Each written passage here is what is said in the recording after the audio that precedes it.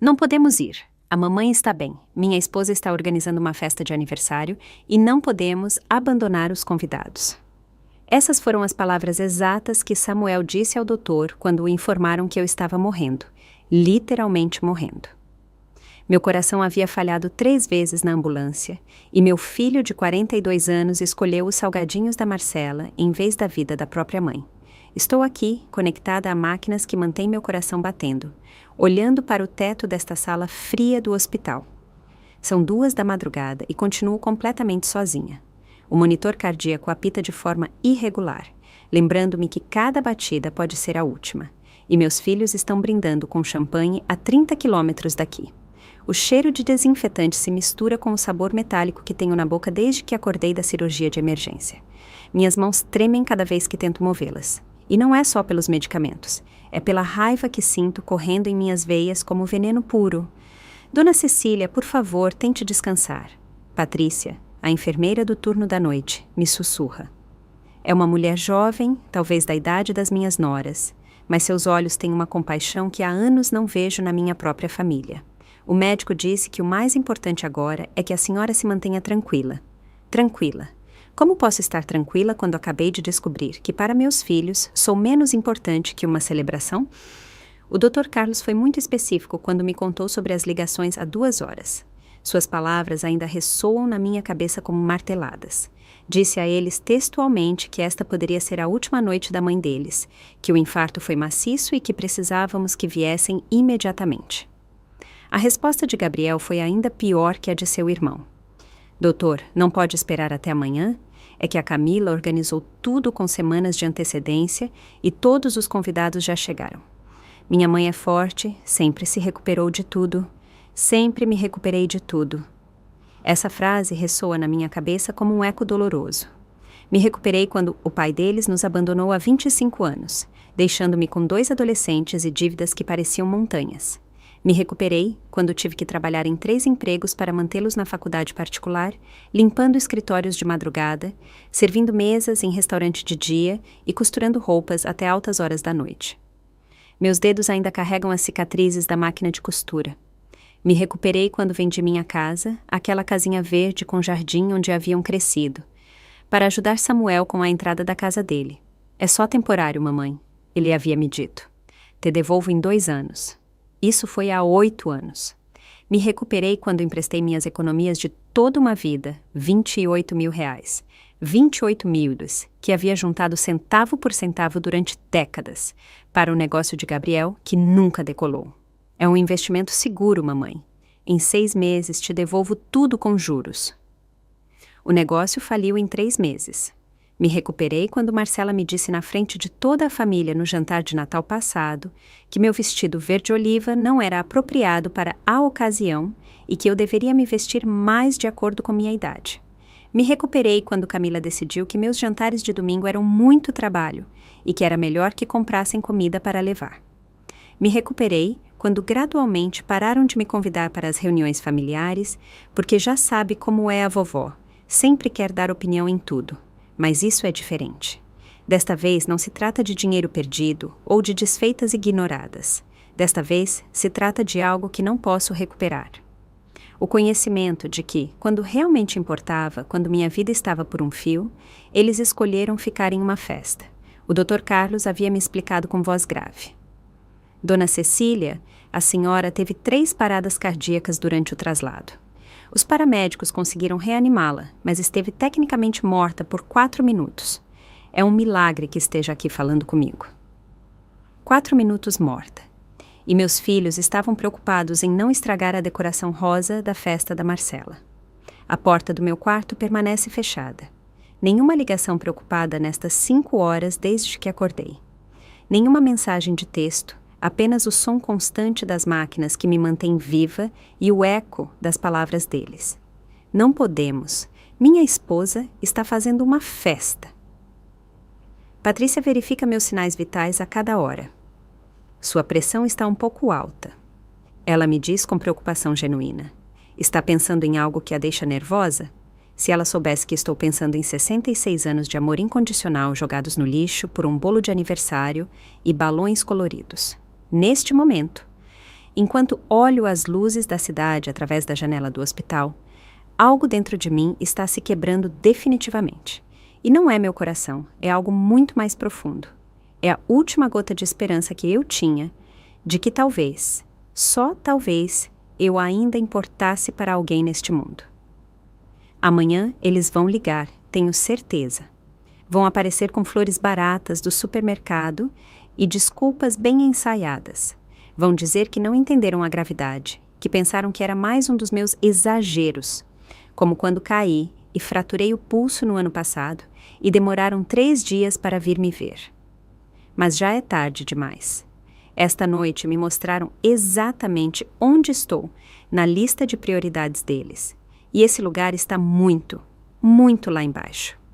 Fecho os olhos e me transporto para 40 anos atrás, quando Samuel tinha 2 anos e Gabriel acabara de nascer.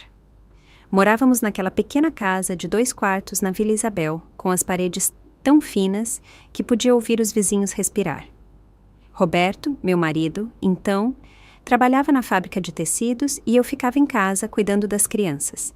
Lembro perfeitamente do cheiro de talco de bebê e do som das risadinhas deles quando os banhava naquela banheira plástica que compramos de segunda mão. Samuel sempre foi o mais apegado a mim.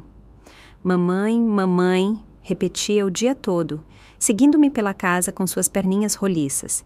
Gabriel era mais independente, mas quando ficava doente se tornava minha sombra, pedindo para que eu cantasse aquela canção de ninar que havia aprendido com minha mãe. Para meus filhos. Tudo. Dizia a mim mesma enquanto costurava roupas até as 3 da madrugada para vender na feira de artesanato nos fins de semana. Cada centavo extra ia direto para as necessidades deles. Sapatos novos quando cresciam, material escolar, as aulas de futebol do Samuel, as aulas de violão do Gabriel. Eu usava o mesmo vestido cinza por 2 anos seguidos, mas eles sempre estavam impecáveis. O primeiro sinal de que algo estava mudando chegou quando Samuel completou 25 anos. Ele havia conhecido Marcela no trabalho, uma mulher calculista com sorriso perfeito e unhas sempre impecáveis. A primeira vez que a trouxe para jantar, ela examinou minha casa como se estivesse avaliando uma propriedade em mau estado. Cecília, ela me disse com um sorriso que não chegava aos olhos. Não acha que seria melhor se Samuel e eu passássemos o Natal na minha casa este ano? Minha família tem tradições muito enraizadas e, bem, minha mãe está acostumada a fazer as coisas de certa maneira.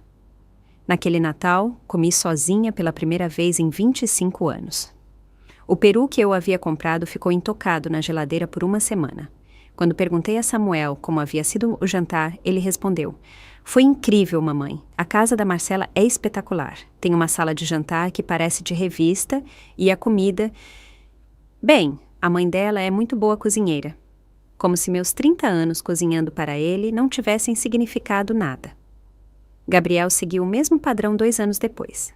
Camila era diferente da Marcela, mais sutil em suas manipulações. Não me excluía diretamente. Simplesmente fazia comentários pequenos que se acumulavam como gotas de chuva até formar um poço de insegurança. "Ai, Cecília, que lindo seu suéter vermelho", ela me dizia com um sorriso condescendente. É bem vintage, né? Eu sempre digo ao Gabriel que as mulheres da nossa idade precisam atualizar o guarda-roupa de vez em quando.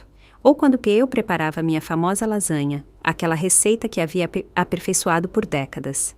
Está gostosa, sogra, embora um pouquinho pesada para minha digestão. Eu prefiro comida mais leve, mais moderna. Gabriel já se acostumou com meu estilo de cozinha. Os convites para jantares familiares começaram a rarear. Primeiro é que a Camila não se sente bem e prefere algo íntimo. Depois, é que as crianças têm muita lição e precisam de tranquilidade. Finalmente, simplesmente pararam de me convidar. Lúcia, minha vizinha de toda a vida, me disse sem rodeios uma tarde enquanto tomávamos café: "Cecília, minha filha, suas noras estão te afastando dos seus filhos. É a coisa mais antiga do mundo. Já vi esse filme 1000 vezes. Mas eu me negava a acreditar. São boas moças, Lúcia. Só precisam de tempo para se adaptar à família." "Adaptar? Faz 5 anos que estão casadas, Cecília. Já se adaptaram. Te adaptaram a ser a avó que aparece para emergências e vai embora calada." Ela tinha razão, mas doía admitir. Havia começado a me sentir como uma estranha na vida dos meus próprios filhos. As conversas telefônicas se tornaram mecânicas. Oi, mamãe, como está? Bem, nós também. Bom, te ligamos depois. Estamos ocupados? O golpe mais duro chegou há 2 anos, quando vendi minha casa para ajudar Samuel. Marcela havia encontrado a casa dos sonhos em um bairro exclusivo, mas precisavam de R$ 10.000 para entrada. Mamãe, Samuel me disse com aquela voz que usava quando era criança e queria algo. Sei que é muito pedir, mas é nossa oportunidade. É um investimento incrível. Em 5 anos esta casa vai valer o dobro. Vendi minha casinha verde, aquela onde havia criado meus filhos, onde estavam marcadas suas alturas no batente da porta, onde haviam dado seus primeiros passos. Mudei-me para um apartamento pequeno em um prédio sem elevador, mas eles tinham sua casa dos sonhos. A primeira vez que fui visitá-los em sua nova casa, Marcela me recebeu na porta com um sorriso tenso. Cecília, que surpresa! Devia ter ligado antes. Estamos esperando uns amigos para jantar. Não me convidou para entrar. Fiquei parada na soleira da casa que havia ajudado a comprar, sentindo-me como uma vendedora que chega em mau momento. Só vim trazer isso, eu disse, entregando um bolo de chocolate que havia feito especialmente para eles. Era o favorito de Samuel desde criança. Ai, que lindo! Mas sabe que estamos tentando comer mais saudável. Samuel está se cuidando muito depois do susto do colesterol alto. Ela ficou segurando o bolo como se fosse algo contaminado. Naquela noite chorei até dormir. Meu filho tinha problemas de colesterol e eu ficava sabendo por acaso, por uma conversa na porta de uma casa que eu havia ajudado a comprar. Com Gabriel, a situação foi diferente, mas igualmente dolorosa. Ele sempre havia sido mais direto, menos diplomático que o irmão. Quando seu negócio de importação de produtos eletrônicos começou a ter problemas, ele foi direto ao ponto. Mamãe, preciso de R$ 8.000. R$ 8.000. É para salvar o negócio. Se não conseguir esta semana, vou ter que fechar e ficar com dívidas por anos.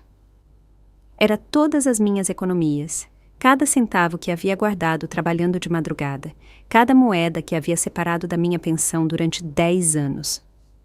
Mas era meu filho, meu bebê, que havia carregado nos braços noites inteiras quando tinha febre. Eu te empresto meu filho, mas preciso que me assine uma promissória.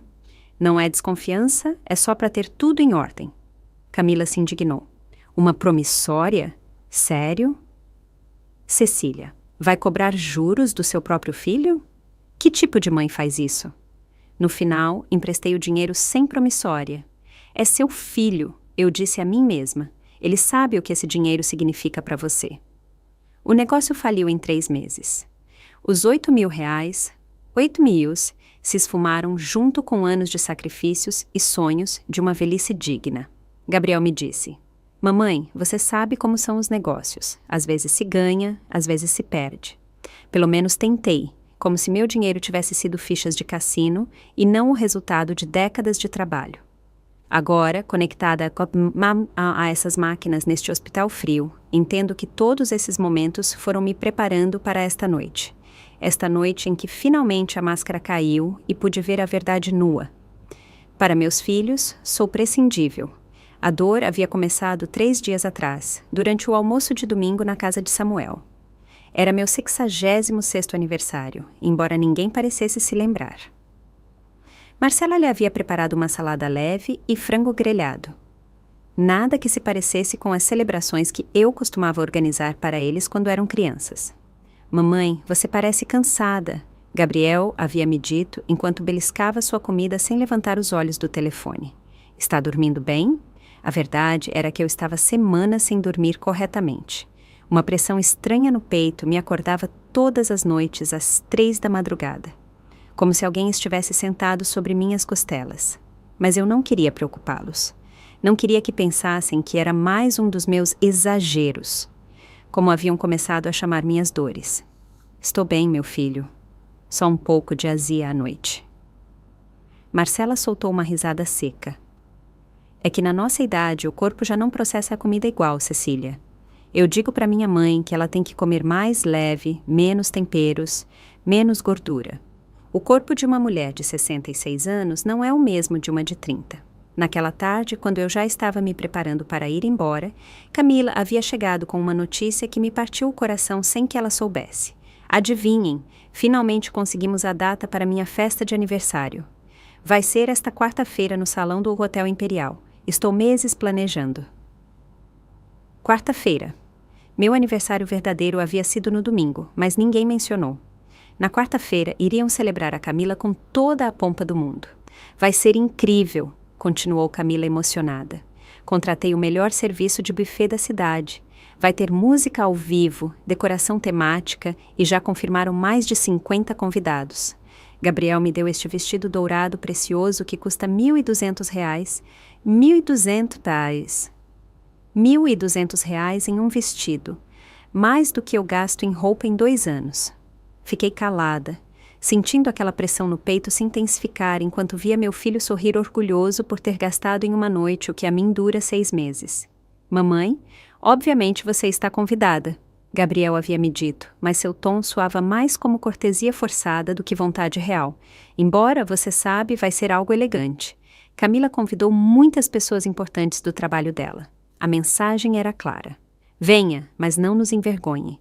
Na terça-feira à noite, um dia antes da grande celebração da Camila, a pressão no meu peito havia se tornado insuportável. Doía meu braço esquerdo e eu tinha náuseas que me faziam dobrar sobre a cama. Liguei para Samuel às 11 da noite. Mamãe, o que foi? Estamos vendo um filme. Meu filho, estou me sentindo muito mal. Tenho uma dor no peito que não passa. Já tomou algo? Um chá de camomila? Talvez seja estresse. Ultimamente você tem estado muito tensa com a festa da Camila. Olha, amanhã depois da celebração passamos para te ver, tá? Desliguei sentindo-me mais sozinha do que nunca. Até minha dor tinha que esperar a festa da minha nora terminar. Naquela noite não consegui dormir nem um minuto. A dor se estendia pela minha mandíbula, meu pescoço, minhas costas. Era como se tivesse uma faixa elástica gigante apertando meu torso. Às 5 da manhã liguei para Lúcia. Minha filha, isso não soa nada bem. Ela me disse depois de ouvir meus sintomas. Vou para aí e te levo ao hospital. Não, Lúcia, é quarta-feira, é a festa da Camila, não quero estragar. Estragar o quê, Cecília? Você está descrevendo sintomas de infarto. Você acha que uma festa é mais importante que sua vida? Acontece que sim. Acontece que para meus filhos, uma festa sim era mais importante que minha vida. Lúcia chegou ao meu apartamento às 6 da manhã e me encontrou sentada na beira da cama, suando frio e respirando com dificuldade. Vamos agora mesmo para o hospital, ela me disse com aquela firmeza que só as amigas verdadeiras têm. No táxi para o hospital, a dor se intensificou até se tornar insuportável. Sentia como se estivessem cravando uma faca no centro do peito e a girando lentamente. Apertei a mão da Lúcia com todas as minhas forças. Aguenta, Cecília, já chegamos. Na emergência, tudo aconteceu muito rápido. O eletrocardiograma mostrou irregularidades preocupantes.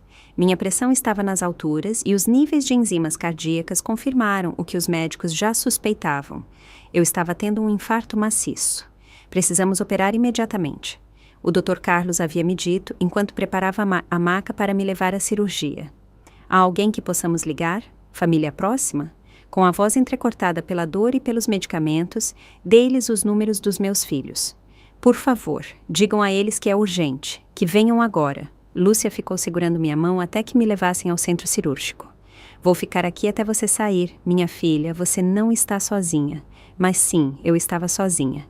Enquanto me aplicavam a anestesia, a última coisa que pensei foi em meus filhos se preparando para uma festa enquanto eu lutava por minha vida. Acordei 6 horas depois com Patrícia verificando meus sinais vitais e Lúcia dormindo na cadeira ao lado da minha cama. Meus filhos brilhavam pela ausência. Meus filhos ligaram? Foi a primeira coisa que perguntei, embora pela expressão de Patrícia eu já soubesse a resposta. O doutor falou com eles durante a cirurgia, explicou que a senhora havia tido 3 paradas cardíacas, que a situação era crítica, que precisavam vir imediatamente. Meu coração, já fraco, encolheu-se ainda mais. E o que disseram? Patrícia hesitou antes de responder.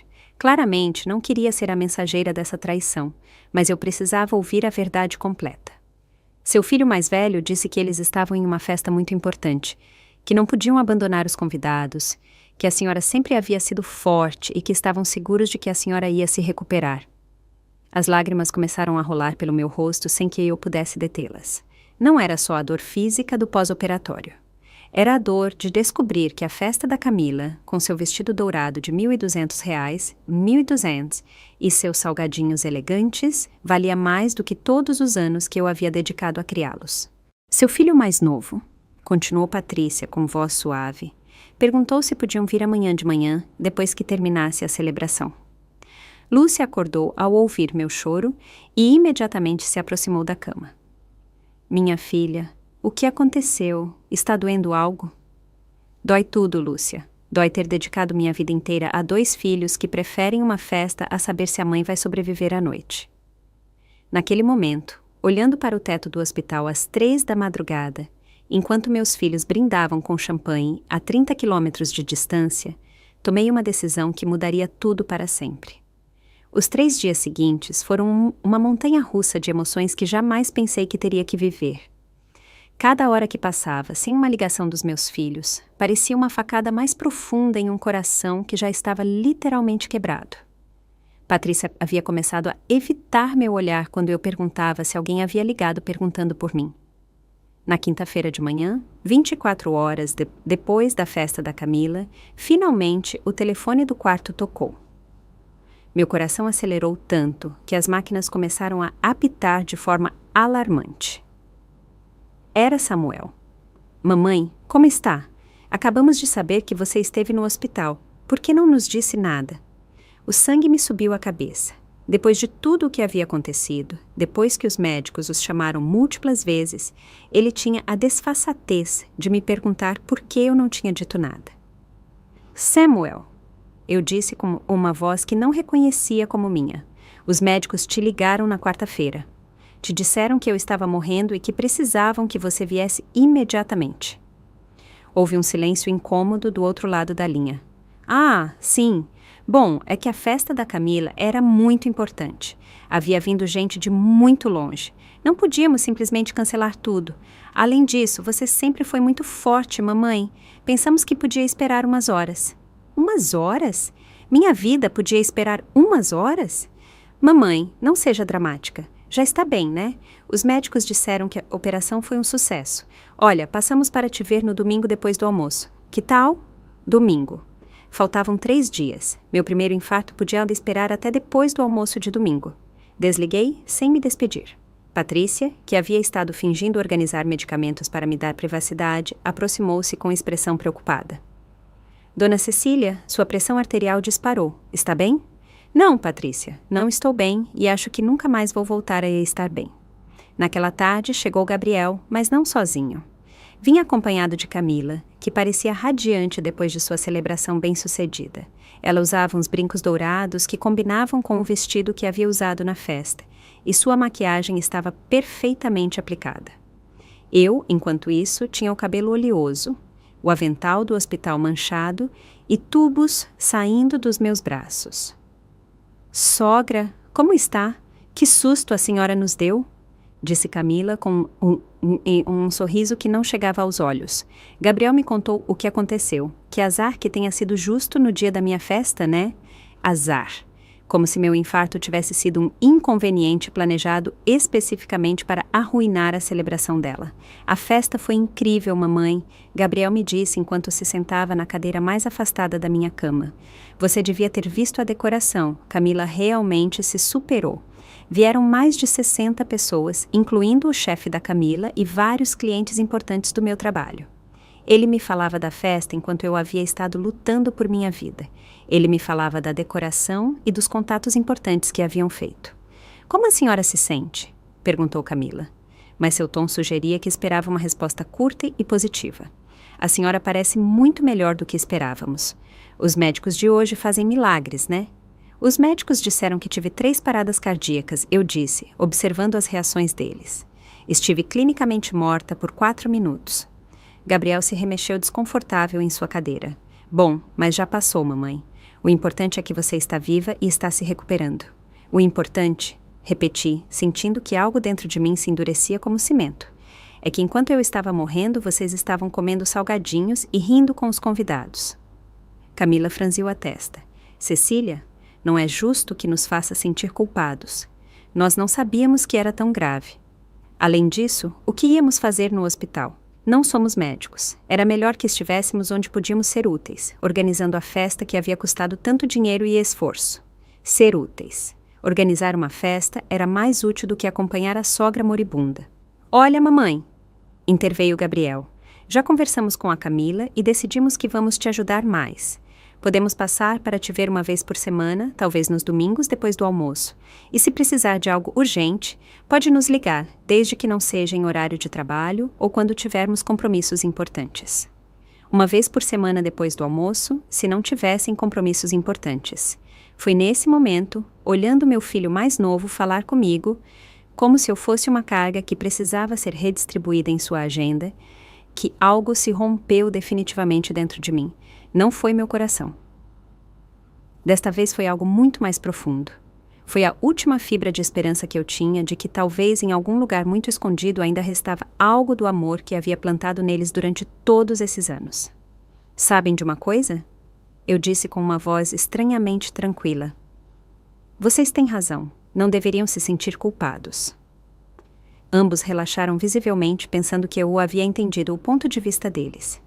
Não deveriam se sentir culpados, continuei, porque para sentir culpa é preciso ter consciência, e vocês claramente perderam a sua há muito tempo.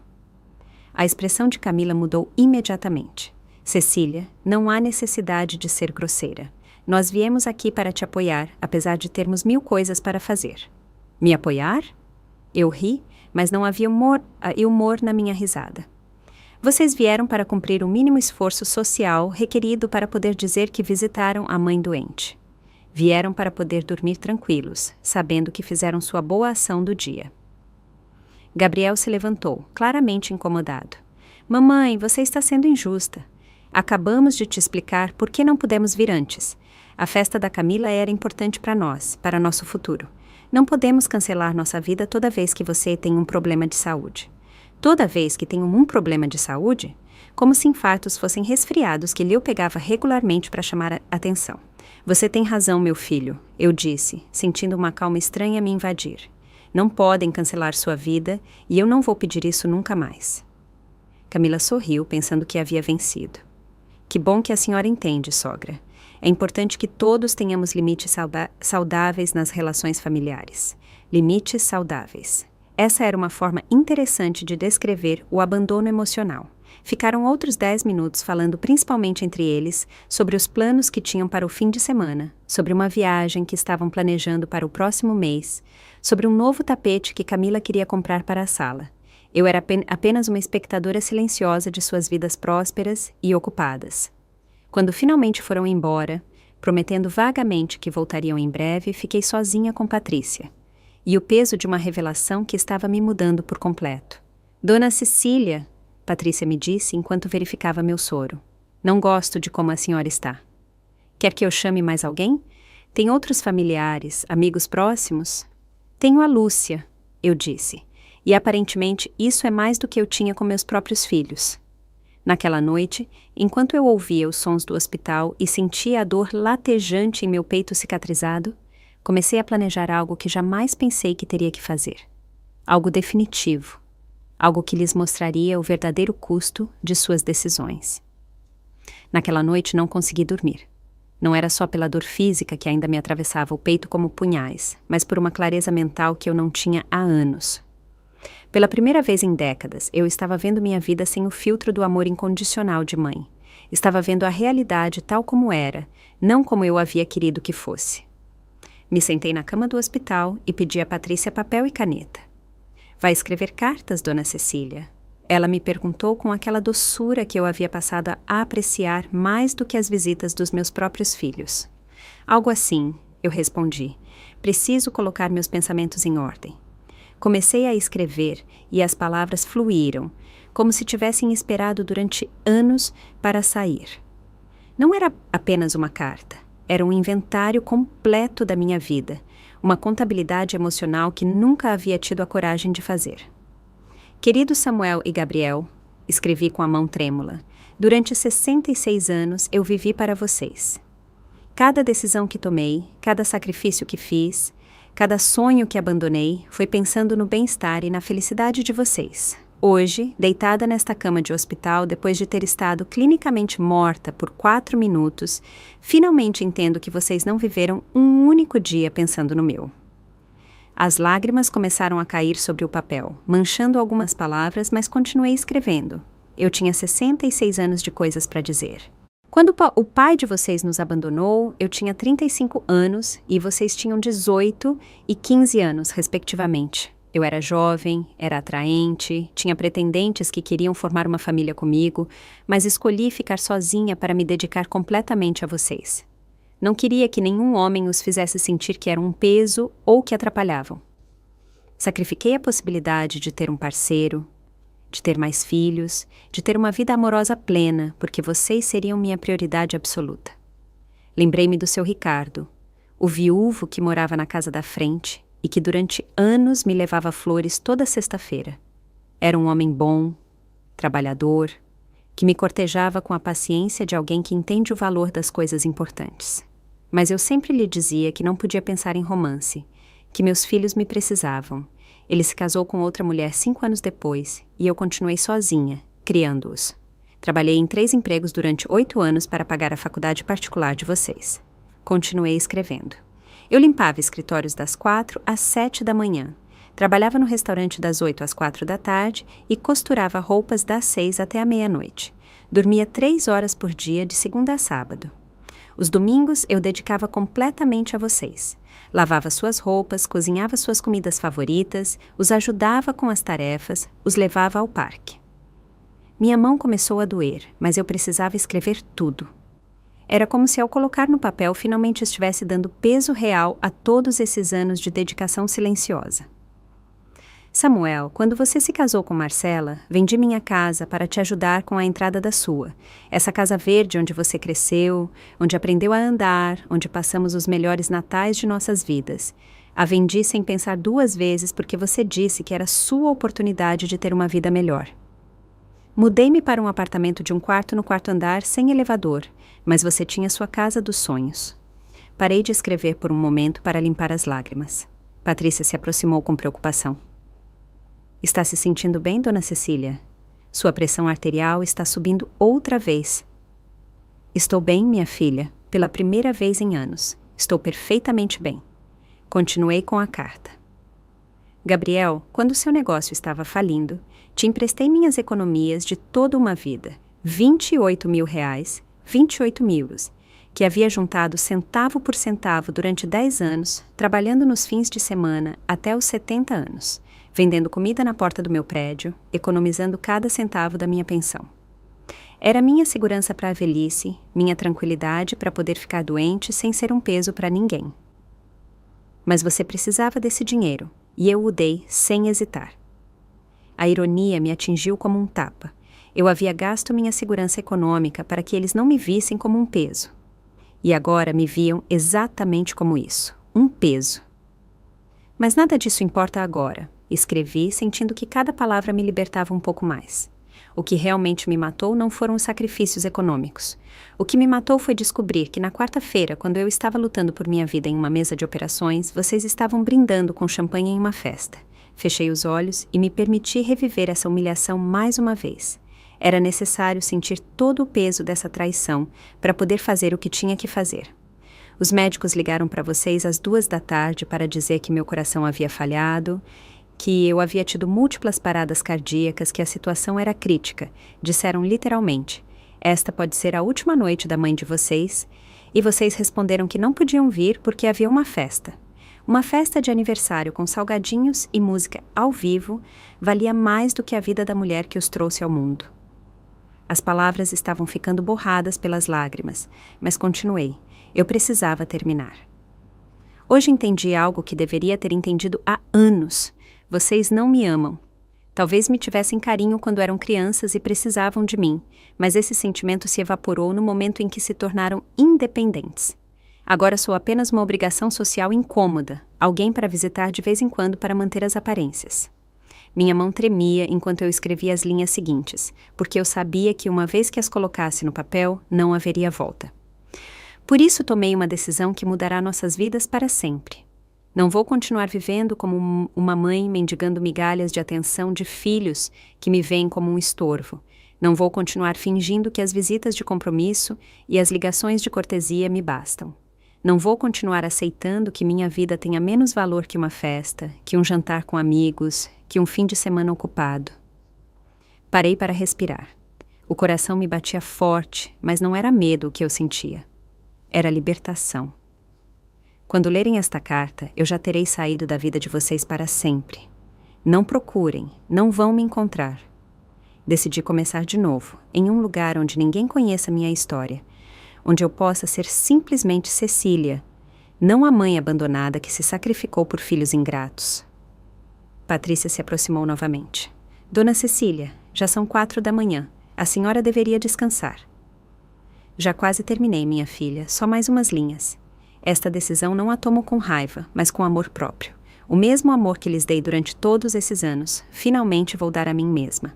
Mereço estar cercada de pessoas que valorizem minha presença, que se preocupem com meu bem-estar, que escolham minha companhia em vez de tolerá-la.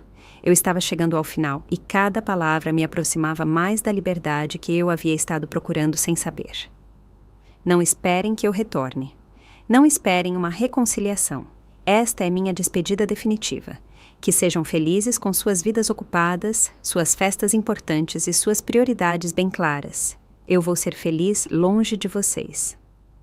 Assinei com meu nome completo, Cecília Aragão, sua mãe, até hoje. Dobrei a carta cuidadosamente e a guardei na gaveta da mesa de cabeceira. Amanhã a daria a Lúcia com instruções específicas de quando entregá-la. Pela primeira vez em dias, adormeci sem chorar. Na sexta-feira de manhã, acordei com uma sensação estranha no corpo.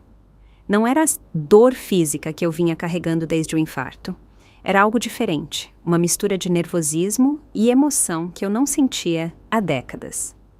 Era a sensação de estar prestes a tomar o controle da minha própria vida pela primeira vez em anos. Lúcia chegou cedo, como vinha fazendo todos os dias desde minha operação. Trazia uma garrafa térmica com café caseiro e aquele sorriso caloroso que me lembrava que ainda existiam pessoas no mundo que se preocupavam genuinamente comigo. Bom dia, minha filha. Como amanheceu? Você parece diferente hoje, mais tranquila. Lúcia, preciso que me faça um favor muito importante, talvez o mais importante que já te pedi em todos esses anos de amizade. Ela se sentou na cadeira ao lado da minha cama com expressão séria. Diga o que precisa, Cecília. Sabe que pode contar comigo para o que for. Entreguei a carta que havia escrito durante a madrugada. Preciso que entregue isso aos meus filhos, mas não agora. Espere até domingo à tarde, depois que vierem me visitar. Lúcia pegou o envelope com cuidado, como se soubesse que continha algo que mudaria tudo. O que é isso, minha filha? É minha liberdade, eu disse com um sorriso que surpreendeu até a mim mesma. E preciso que me ajude com algo mais. Preciso que me ajude a desaparecer. Os olhos de Lúcia se encheram de preocupação imediatamente. Cecília, do que você está falando? Está pensando em fazer algo contra si mesma? Porque se for assim... Não. Eu a interrompi, segurando a mão dela entre as minhas. Não estou falando de suicídio, Lúcia. Estou falando de renascer. Estou falando de começar uma vida nova longe daqui, longe de filhos que não me valorizam, longe desta cidade onde cada esquina me lembra o quanto dei e o pouco que recebi em troca. Expliquei meu plano completo. Durante as últimas horas eu havia pensado em cada detalhe, como se minha mente tivesse esperado anos para poder planejar minha própria libertação. Tenho dinheiro guardado em uma conta que meus filhos não conhecem, eu disse. É pouco, mas suficiente para começar. São 8.000 reais. 8.000 que fui guardando da minha pensão durante os últimos 3 anos, depois que Gabriel perdeu minhas economias em seu negócio fracassado. Os tenho no Banco do Brasil, em uma conta só no meu nome. Lúcia me escutava com uma mistura de admiração e preocupação. Mas, Cecília, para onde você vai? Tem família em outra cidade? Tenho uma prima em Salvador, Esperança. Não conversamos há 5 anos, mas sei que ela mora sozinha em uma casa grande que herdou do marido. Vou escrever para ela. Tenho certeza de que ela me receberia por um tempo enquanto me estabeleço. Era verdade. Esperança sempre havia sido diferente do resto da família. Era uma mulher independente que nunca me havia se casado nem tido filhos e que sempre havia me dito que admirava minha força. Nas poucas ocasiões em que conversamos por telefone, ela havia insinuado que se eu precisasse de uma mudança de ares, a casa dela tinha as portas abertas para mim. O plano é simples, continuei explicando a Lúcia. No domingo, quando meus filhos vierem, vai ser a última vez que me verão. Depois que eles forem embora, você me ajuda a sair do hospital. Não vou receber alta oficialmente, simplesmente vou embora. Deixo a carta na minha cama e desapareço. E suas coisas? Seu apartamento? Já conversei com Patrícia sobre isso. Ela tem uma irmã que é advogada e vai me ajudar a fazer uma procuração para que você possa cuidar de tudo. Pode vender meus móveis, ficar com o que quiser e usar o dinheiro para pagar o que restar do aluguel até o fim do contrato. O apartamento nunca me agradou de qualquer forma. Era pequeno demais, triste demais. Lúcia ficou calada por um longo momento, processando tudo o que eu havia dito. Cecília, você tem certeza disso? É uma decisão muito grande. Uma vez que você for, vai ser muito difícil voltar. Não quero voltar, Lúcia. Essa é exatamente a ideia. Quero que meus filhos entendam o que se sente ser abandonado pela família. Quero que saibam o que é procurar alguém que amam e não encontrar. Quero que vivam com a culpa de terem perdido a mãe por escolherem uma festa em vez da vida dela. As palavras saíam de mim com uma clareza e uma determinação que me surpreendiam. Era como se durante todos esses anos eu tivesse acumulado força para este momento. Além disso, continuei, tenho 66 anos, Lúcia. Se viver até os 80, me restam 14 anos de vida. Vou desperdiçar esses anos mendigando a atenção de filhos que me veem como uma obrigação? Ou vou usá-los para conhecer novos lugares, fazer novos amigos, talvez até encontrar o amor que nunca me permiti ter? Pela primeira vez desde que havia começado a explicar meu plano, Lúcia sorriu. Você tem razão, minha filha. Você tem todo o direito do mundo de ser feliz. E se eles não podem te dar essa felicidade, então você precisa buscá-la em outro lugar. Exatamente. E preciso que me prometa algo mais, Lúcia. Quando meus filhos vierem te procurar depois de ler a carta, quando te implorarem que diga onde estou, preciso que lhes diga que não sabe, porque realmente não vai saber.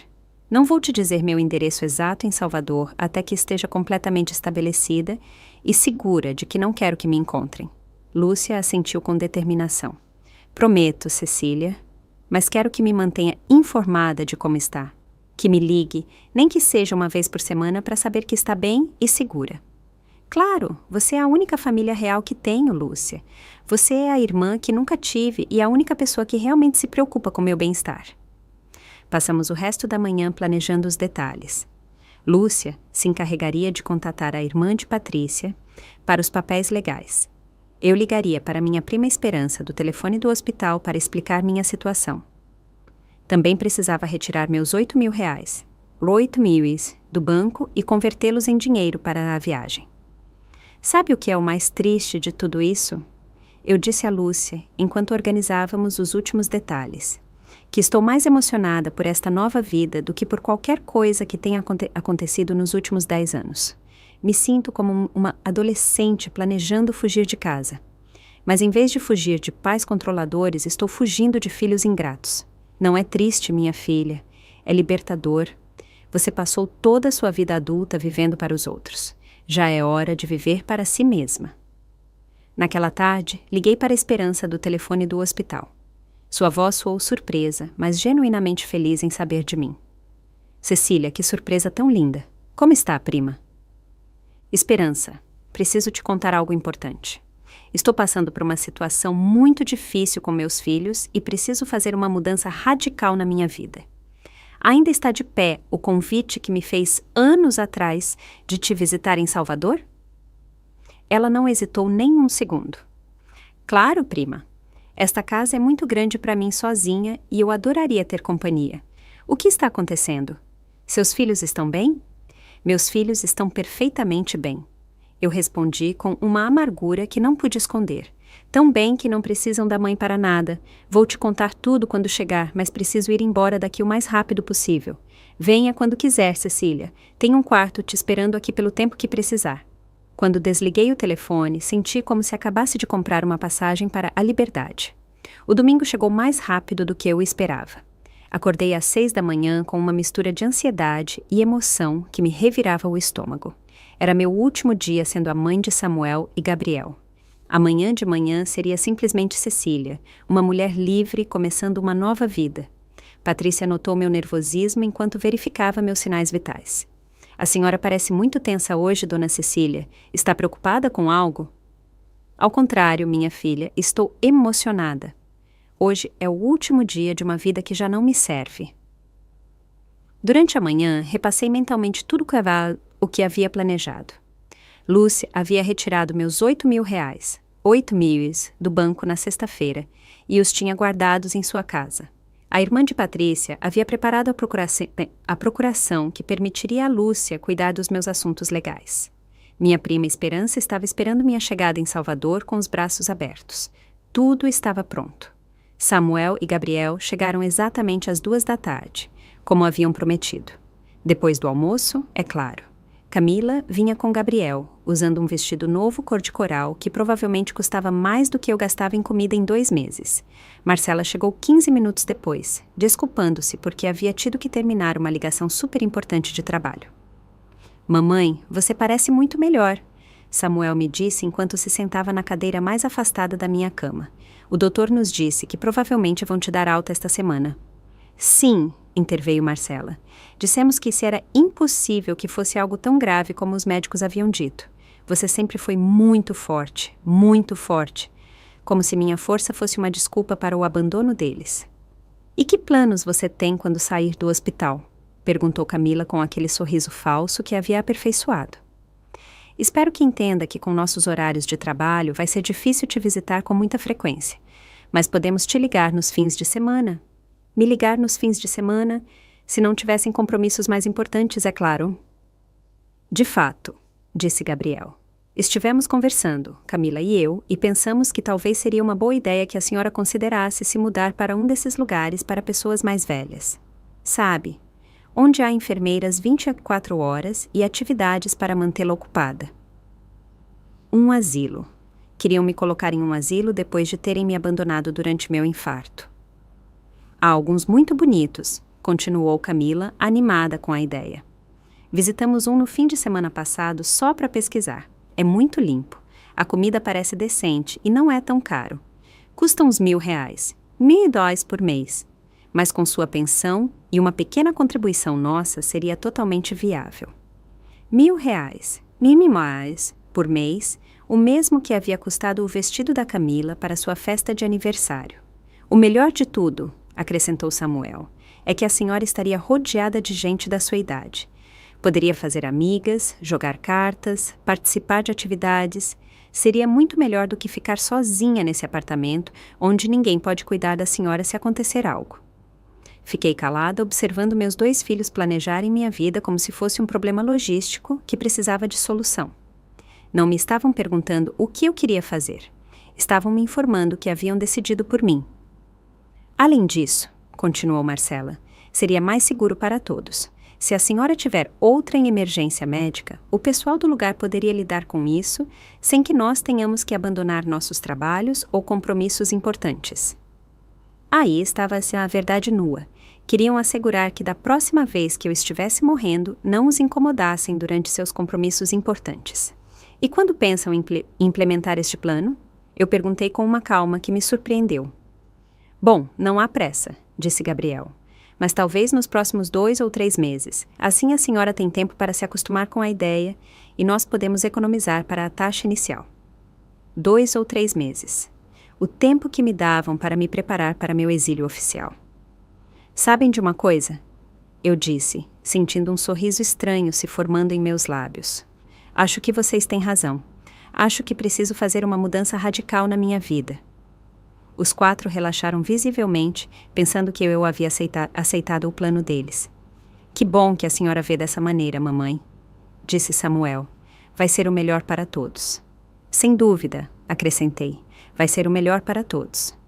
Passaram a hora seguinte falando entre eles sobre os detalhes do asilo, sobre seus planos de trabalho, sobre as férias que estavam planejando para o próximo mês. Eu era apenas uma espectadora silenciosa da conversa sobre meu próprio futuro. Camila mostrou a Marcela fotos em seu telefone da festa de aniversário, aquela celebração que havia sido mais importante que minha vida. Olha, este é o bolo que mandei fazer. Não é lindo? Custou R$300, 300, mas valeu cada centavo. R$300 é múmbolo. Um quarto do que eu gasto em comida e nem e helad inteiro. Este é o vestido que Gabriel me deu, continuou ela, passando para outra foto. N-A-O-E, divino, e de estilista.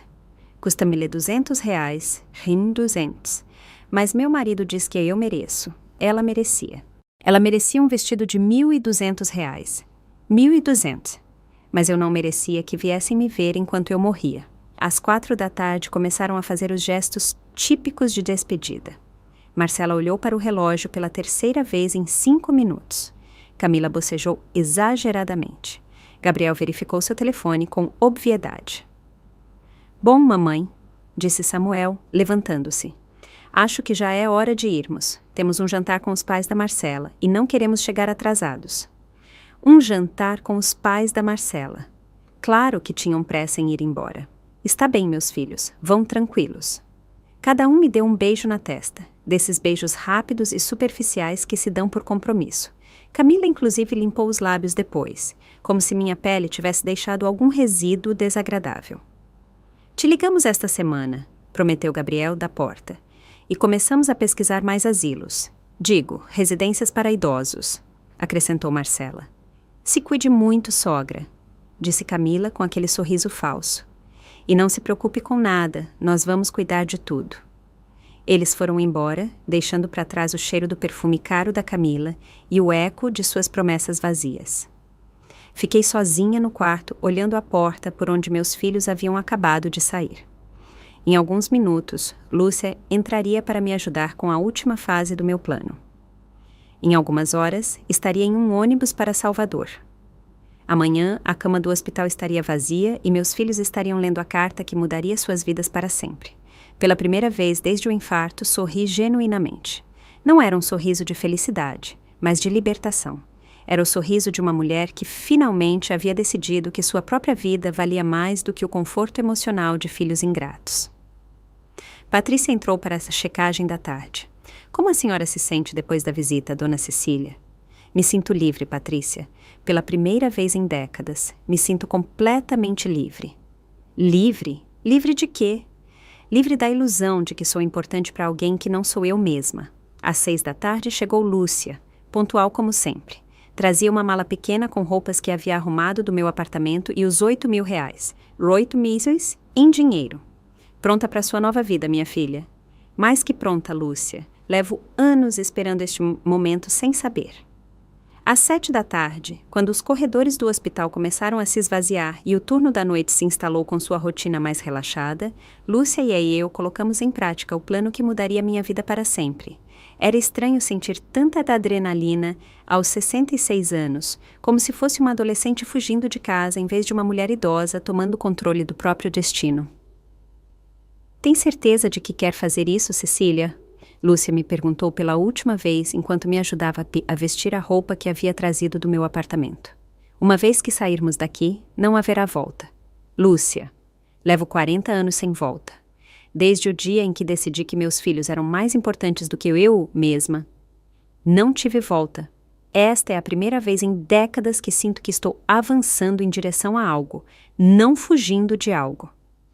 Vesti o vestido verde escuro que havia comprado no ano passado, mas que nunca havia usado porque Marcela havia comentado que essa cor não me favorecia.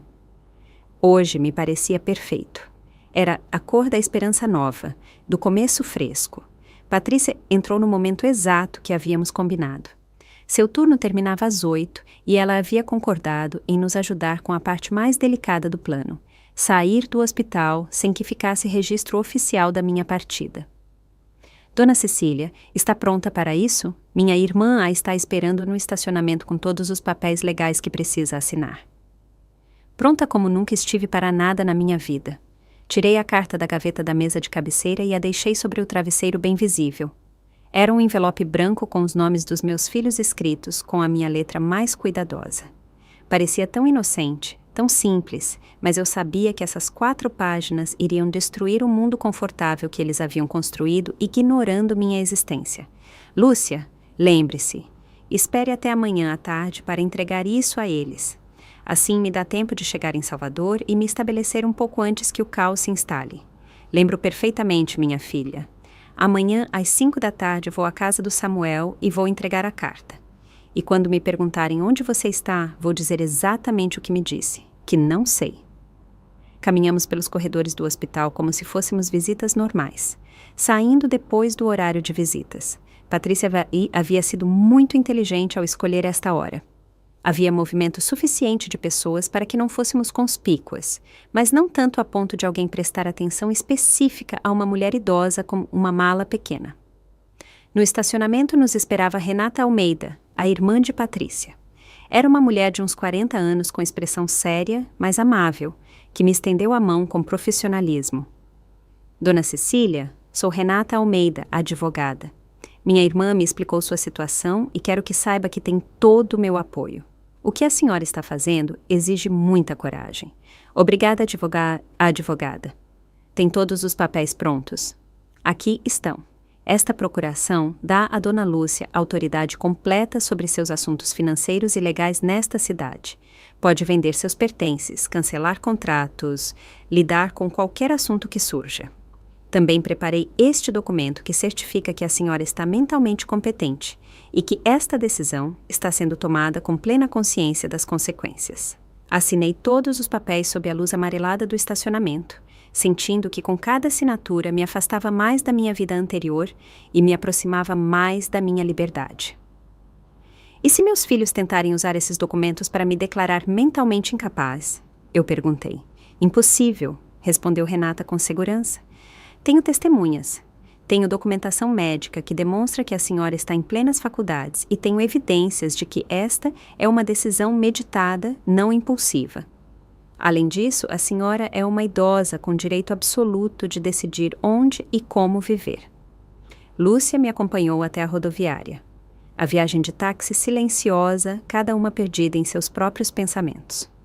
Quando chegamos, comprei uma passagem no ônibus noturno que saía para Salvador às 10 da noite. São 12 horas de viagem, explicou o atendente da rodoviária. Chega amanhã às 10 da manhã. Perfeito. Para quando meus filhos recebessem a carta, eu já estaria a 700 quilômetros, 780 quilômetros de distância, começando minha nova vida. Cecília, Lúcia me disse enquanto esperávamos na sala de espera. Quero que saiba que estou muito orgulhosa de você. Não conheço muitas mulheres da sua idade que tenham a coragem de começar do zero.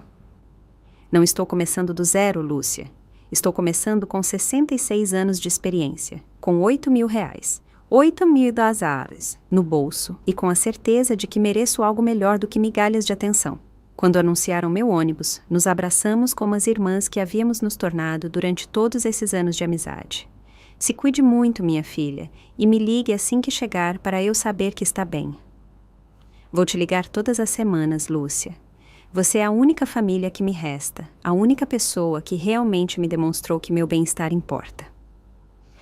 Subi no ônibus com minha mala pequena e meu coração cheio de uma emoção que eu não sentia há anos. Não era felicidade exatamente, mas algo mais profundo. Era dignidade recuperada. Encontrei meu assento junto à janela e, enquanto o ônibus se afastava da cidade onde eu havia vivido toda a minha vida, tirei meu telefone para enviar uma última mensagem de texto para meus filhos. Havia decidido, durante o trajeto até a rodoviária, que precisava enviar algo a eles, não para lhes explicar minhas razões, isso já estava na carta, mas para que soubessem que esta despedida era definitiva. Samuel e Gabriel, para quando lerem isto, já estarei muito longe.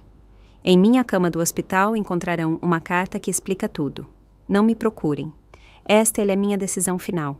Sejam felizes com suas vidas ocupadas e suas prioridades claras.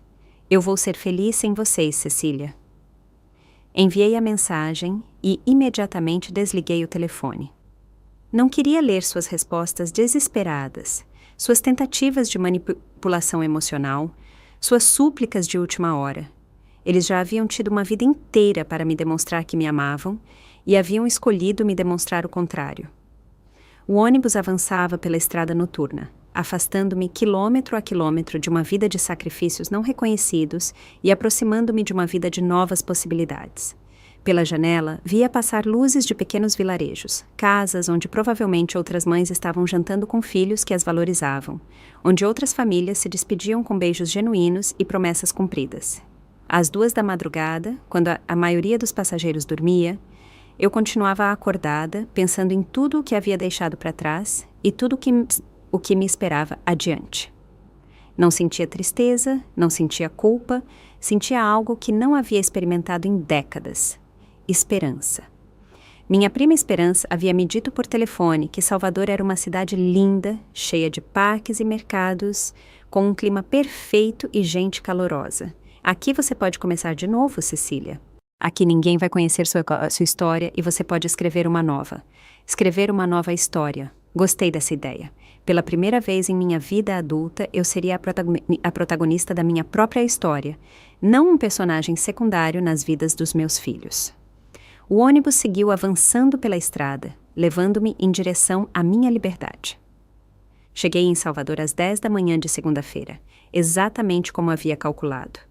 O sol brilhava com uma intensidade que eu não via há anos, como se até o clima estivesse celebrando minha nova vida. Minha prima Esperança estava me esperando na rodoviária com um sorriso que me lembrou imediatamente de minha mãe, tia dela, que sempre dizia que a verdadeira família não era a que compartilhava seu sangue, mas a que compartilhava sua dor e sua alegria. Cecília, que alegria te ver, ela me disse, abraçando-me com um calor que meus próprios filhos não me davam há anos. Você parece cansada da viagem, mas há algo diferente em seus olhos, como se tivesse deixado uma carga muito pesada em algum lugar do caminho. É isso, prima. Deixei 40 anos de carga em um hospital a 700 quilômetros. 700 quilômetros daqui. Durante o trajeto até a casa dela, Esperança me contou sobre a vida em Salvador, sobre as feiras onde eu poderia comprar verduras frescas por centavos, sobre os parques onde as mulheres da nossa idade se reuniam todas as manhãs para fazer exercício e socializar, sobre as aulas de dança para idosos, sobre as oportunidades de trabalho de meio período para pessoas com experiência. Aqui, ninguém vai te julgar por começar de novo aos 66 anos. Cecília, esta cidade está cheia de histórias de renascimento. A casa dela era exatamente como me havia descrito. Grande, cheia de luz, com um jardim nos fundos onde cresciam rosas, jasmins e um limoeiro que enchia o ar de fragrância. Meu quarto tinha uma janela que dava para o jardim e uma cama com lençóis brancos que cheiravam a lavanda. Esta vai ser sua casa o tempo que precisar, prima. E se decidir ficar para sempre, será uma honra para mim. Naquela primeira tarde, enquanto Esperança preparava uma comida caseira que me lembrou minha infância, recebi a ligação que eu estava esperando. Era Lúcia. Cecília, acabei de entregar a carta. Foi exatamente como você imaginou. Conte-me tudo, Lúcia. Preciso saber como reagiram. Cheguei à casa do Samuel às 5 da tarde, como combinamos. Eles estavam jantando em família, bem tranquilos. Quando lhes disse que tinha uma carta sua, Marcela revirou os olhos e disse: com certeza é mais uma das dramatizações dela porque não a visitamos há 2 dias. Eu ri amargamente. Até minhas cartas eles consideravam dramatizações. Mas quando Samuel começou a ler, o rosto dele mudou completamente. Cecília, ele ficou pálido como um papel. Começou a ler em voz alta e todos ficaram em completo silêncio. Quando terminou, Camila gritou: isso não pode ser real. Mães não abandonam seus filhos. E Gabriel começou a discar seu telefone desesperadamente. E o que lhes disse quando perguntaram onde eu estava? Exatamente o que me pediu. Disse que não sabia, que você só havia me pedido para entregar a carta e que não me havia dito para onde ia. Samuel ficou furioso e me gritou que era impossível que eu não soubesse de nada, que éramos muito amigas, mas eu me mantive firme. Como eles estavam quando você foi embora? Destroçados, Cecília. Mas não era tristeza o que vi em seus rostos. Era pânico. O pânico de se dar conta de que haviam perdido algo para sempre e que era culpa deles mesmos. Naquela noite, deitada em minha nova cama, em minha nova cidade, com o cheiro dos jasmins entrando pela janela, recebi dezenas de chamadas perdidas e mensagens de texto dos meus filhos. Não atendi nenhuma, mas li todas. Mamãe, por favor, ligue para nós. Podemos conversar sobre isso, Samuel. Cecília, isso é ridículo. Mães não podem simplesmente desaparecer. Marcela. Mamãe, entendo que esteja chateada, mas isso é extremo. Volte e resolvemos tudo. Gabriel. Sogra. Acho que a senhora está exagerando. Nós a amamos, só temos vidas ocupadas. Camila. As mensagens continuaram durante dias, tornando-se progressivamente mais desesperadas, mais suplicantes, mais conscientes da magnitude do que haviam perdido. Mamãe, fui ao hospital e encontrei sua cama vazia. Os doutores disseram que a senhora foi embora sem alta.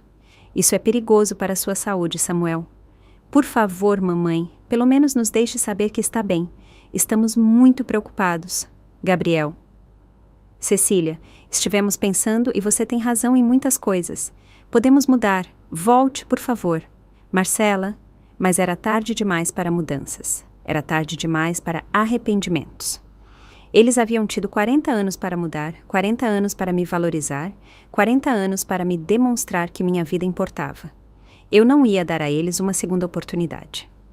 3 semanas depois de minha chegada em Salvador, eu já havia estabelecido uma rotina que me enchia de uma paz que eu não conhecia há décadas.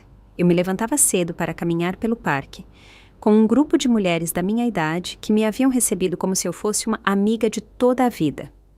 Havia encontrado trabalho de meio período em uma boutique do centro, atendendo a senhoras que apreciavam minha experiência e meu bom gosto. Pelas tardes, eu fazia aulas de pintura no Centro Cultural, algo que sempre havia querido fazer, mas que nunca havia tido tempo porque estava ocupada demais me sacrificando por meus filhos. Você parece 10 anos mais jovem, Cecília, me disse Esperança uma tarde enquanto pintávamos juntas no jardim. É incrível o que a liberdade pode fazer por uma mulher. Ela tinha razão. Eu me sentia renascida, como se os 66 anos de sacrifício tivessem sido apenas uma preparação para esta nova vida, onde finalmente eu podia ser eu mesma. Um mês depois, conheci o seu Fernando nas aulas de dança. Era um viúvo de 70 anos, aposentado, com olhos amáveis e risada fácil. Não havia nada romântico entre nós, mas era agradável ter a companhia de um homem que me tratava com respeito e admiração, que valorizava minha conversa e minha presença. Cecília, ele me disse uma tarde depois de dançar. Não sei o que a trouxe para Salvador, mas espero que tenha sido algo bom, porque sua chegada definitivamente tem sido algo bom para todos nós. As mensagens dos meus filhos haviam diminuído gradualmente, de desesperadas a suplicantes, de suplicantes a zangadas, de zangadas a resignadas. A última mensagem havia recebido há 1 semana. Mamãe, se é isso que realmente quer, nós respeitamos. Só queremos saber que está bem e que é feliz. Nós nos demos conta de muitas coisas desde que a senhora foi embora, e tem razão em tudo o que disse. Esperamos que algum dia possa nos perdoar, Samuel. Perdoá-los? Talvez algum dia eu pudesse perdoá-los, mas nunca poderia esquecer. E definitivamente nunca voltaria a ser a mãe que mendigava migalhas de atenção. 6 meses depois de minha chegada em Salvador, enquanto tomava café no jardim em uma manhã ensolarada, refleti sobre tudo o que havia ganhado ao perder meus filhos. Havia ganhado dignidade, respeito próprio, amizades genuínas, novas experiências e a possibilidade de viver meus últimos anos como eu queria vivê-los, não como outros esperavam que eu os vivesse. Meu telefone tocou. Era Lúcia, com sua ligação semanal. Como está, minha filha? Você parece cada vez mais feliz. Estou melhor do que nunca, Lúcia. Ontem me matriculei em um curso de literatura na faculdade. Imagine!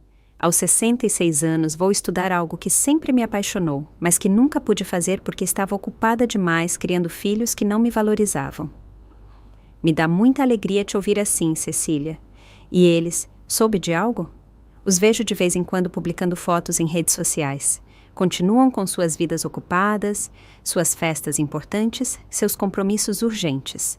A diferença é que agora já não preciso fingir que me importo. Naquela noite, enquanto escrevia no diário que havia começado a levar, refleti sobre a decisão mais corajosa da minha vida. Não havia sido fácil. Havia momentos de solidão, momentos onde eu sentia falta da ilusão de ter uma família que me amasse. Mas esses momentos eram cada vez menos frequentes, substituídos pela satisfação profunda de finalmente viver para mim mesma. Querido diário, escrevi, hoje completei 67 anos. É o primeiro aniversário que celebro sem esperar que meus filhos me liguem, sem me sentir decepcionada por sua indiferença. Esperança me organizou uma pequena festa com nossos amigos do parque e pela primeira vez em décadas me senti genuinamente querida e valorizada. Esta é a vida que mereço. Esta é a vida que deveria ter tido sempre. Fechei o diário e olhei pela janela para o jardim iluminado pela lua. Amanhã seria outro dia de minha nova vida. Outro dia de liberdade, outro dia de ser simplesmente Cecília. Não a mãe abandonada, não a mulher sacrificada, mas uma mulher completa vivendo em seus próprios termos. E pela primeira vez em 40 anos, isso era mais do que suficiente. Se você gostou da minha história, pode me apoiar fazendo uma doação. Assim eu consigo escrever muitas outras histórias como essa. Muito obrigado desde já. E você? O que faria no lugar dessa pessoa? Quero muito saber a sua opinião, então escreve aqui nos comentários. Fico sempre curioso para saber o que vocês acham. E me conta também onde você ouviu essa história. Se quiser ouvir mais histórias de vida como essa, curte o vídeo e se inscreve no canal. Tem muitas outras esperando por você. Um grande abraço e até a próxima!